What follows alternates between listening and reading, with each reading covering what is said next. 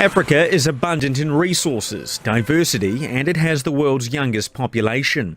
It's those riches that make it inviting for outside influence as competition escalates among global powers. As a new American president is to be sworn in, African leaders are once again considering where they stand in the eyes of Washington. So help me God.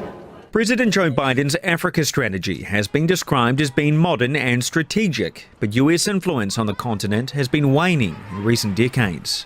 Dr. Olajumoke Ayandele from New York University says America has been willing to offer assistance to nations when it's needed, but some African leaders feel it can come with strings attached.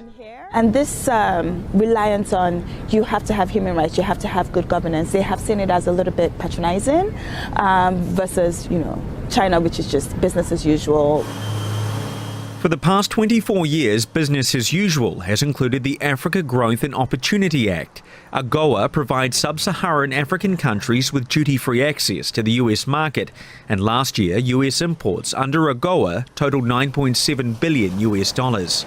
The legislation is up for renewal next year though, and its future could depend on how far an America First president focused on tariffs goes. Dr. Ayandele doesn't believe Donald Trump will put AGOA on the back burner, but says African leaders will be looking for an upgraded deal. I think right now with the restructuring for AGOA, they want AGOA to enhance and boost Africa's manufacturing capabilities and tie it to value chain integration in sectors such as textiles and in electronics. So instead of exports being primary goods, more like finished goods, right? In many parts of the continent, foreign powers have sought to provide military assistance, such as Russia's Wagner Group in Sudan and China's military base in Djibouti. Cameron Hudson from the Centre for Strategic and International Studies says that while the US maintains a presence in Africa, President-elect Donald Trump is likely to avoid involvement in any conflicts arising there.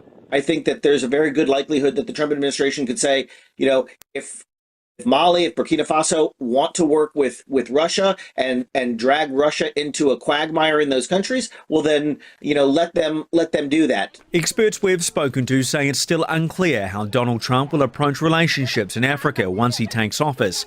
But Hudson says there is one country likely to be more nervous than others. Of all the African countries, South Africa probably comes out at greatest risk with President victory. South Africa has filed a complaint with the International Court of Justice accusing Israel of genocide in the Gaza Strip.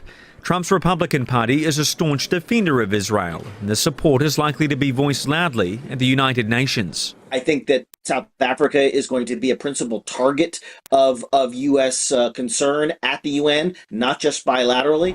The new administration will take office at a time of great volatility as world powers vie for influence, including in Africa, through trade, aid and security. Africa's leaders will now be waiting to see if Donald Trump will help uplift their people and economies, or if his foreign policy will be more focused on other areas.